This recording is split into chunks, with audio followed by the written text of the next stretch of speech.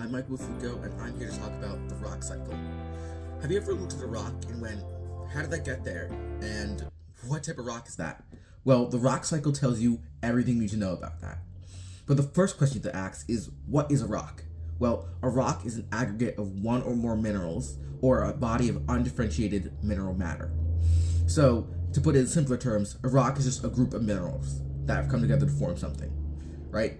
Okay, so an example of a rock could be basalt, right? Have you seen those giant basalt cliffs in Ireland? That is a rock. Have you ever look at your marble countertop? Yeah, that is a rock too. And finally, have you ever seen those images of a limestone cave? Yeah, those giant stalactites and stalagmites, those are all made of rocks. Everything in there is a rock, or most of it. But there are three types of rocks. There's igneous, metamorphic, and sedimentary. The first rock type I want to talk about is igneous rocks. So what makes the difference between these three rock types is how they're formed. Igneous rocks are formed when molten rock cools and crystallizes.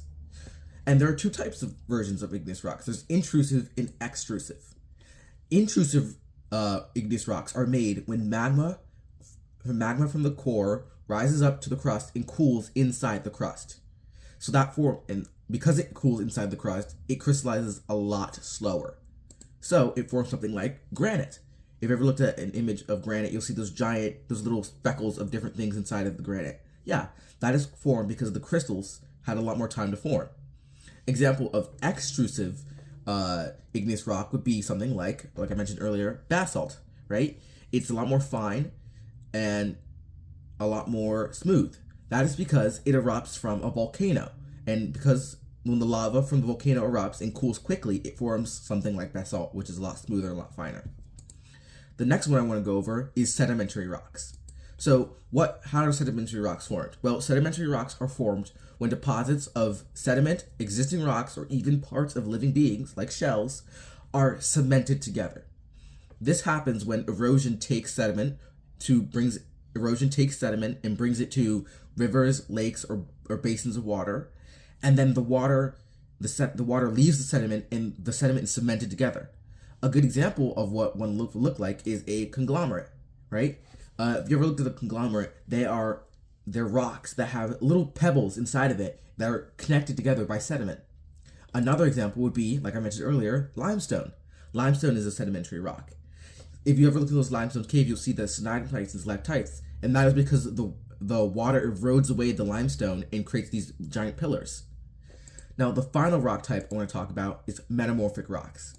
So, metamorphic rocks are formed when pre-existent sedimentary, igneous, or other metamorphic rocks are faced with intense heat and pressure. This compacts the rock and makes it into a more dense version of it. It's important to note that this does not melt the rock. The rock stays the same, it just is compressed to be something more dense. An example of a metamorphic rock could be slate. If you ever look at slate, you can see the layers inside of it. Another example would be marble. If you have a marble countertop, you can see that the marble has these layers of things, in layers of rock inside of it. That's because of the pressure and heat it faced that made it look layered, right? So the final thing I'm going to talk about is the rock cycle. That's what I mentioned earlier. So the rock cycle is the cycle that all these rocks go through, right? At one point, an igneous rock could have been a sedimentary rock. It just has to go through a cycle in the process. So let's take, for example, a metamorphic rock. A metamorphic rock, like granite, if it gets pushed deep underground and melted, it could then be cooled again to become an igneous rock like obsidian. Or it's like something like basalt. The basalt can be eroded away by water or wind, and then it could be turned into a sediment and then cemented together with other rocks to become a sedimentary rock. So if you ever looked outside and look at a rock, that rock at one point was probably another type of rock. Thank you for listening and have a good day.